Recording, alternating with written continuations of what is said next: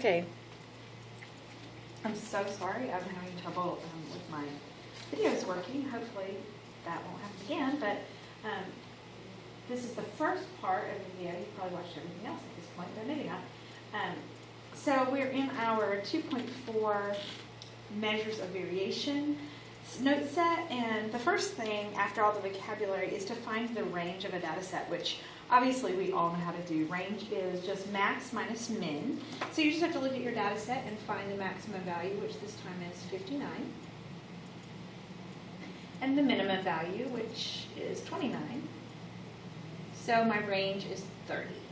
Now, if we were going to do this on a spreadsheet, you could just, if you were going to do it in Google Sheets or in Excel, you could just highlight the column or the row, and you could go to,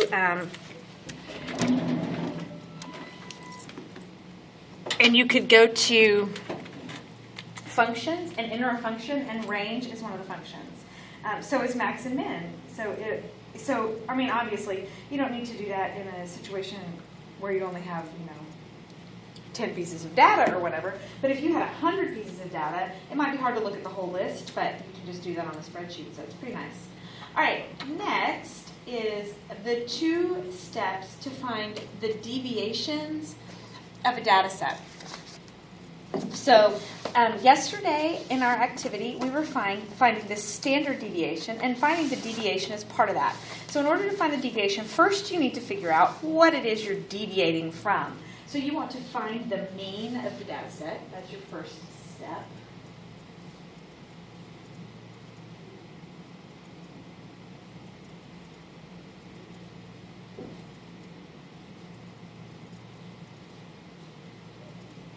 And then your second step,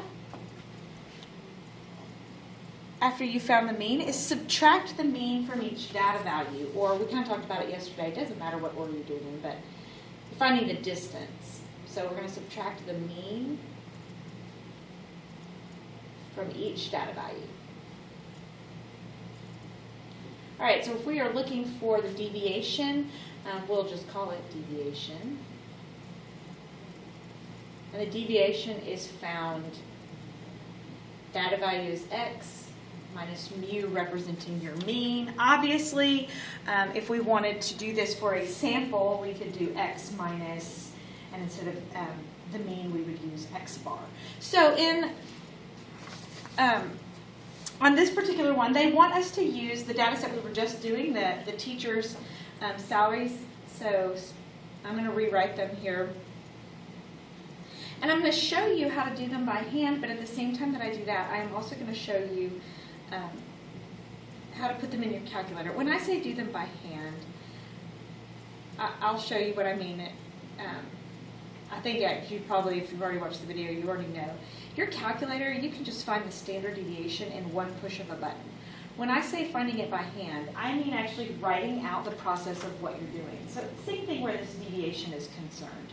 So in this case, here is my data set. And if I'm finding the deviation, I want to do the data set minus the mean.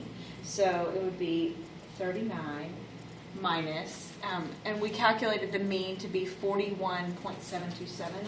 So my mean is 41.727. So 31 minus 41.727, and then 38 minus 41.727. So on and so forth.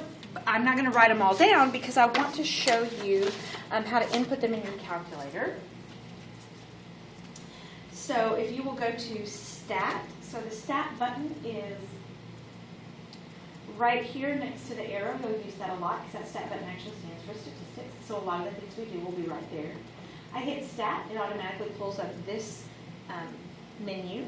Hit Enter, we're going to edit. Now I have stuff in my lists. I'm going to arrow up to the L, hit Clear and Enter. Do not hit Delete because it'll delete the L3 itself. So Clear and Enter. If you're highlighted on the L, hit Clear and Enter. All right, so I'm going to type in my data set. I actually typed it in earlier and got the mean, and I realized I just erased it. Not smart, but that's okay.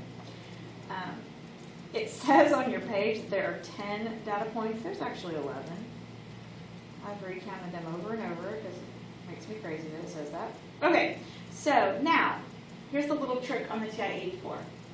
Once you have your data set in L1, if I highlight L2, you can see down here in the left-hand corner of the calculator, it says L2 equals. This is going to let me type in a formula. Well, I need to subtract the mean from every single data set and data point. And the data is stored in L1. So if I tell my calculator L1, so on your calculator, if you hit second and 1, you can see right here above the 1, there's a little L1. So if I hit second and 1, it puts an L1 right there in the window. Minus, and then I put in my mean, which I calculated to be 41.727. And hit enter. There are all of my deviations.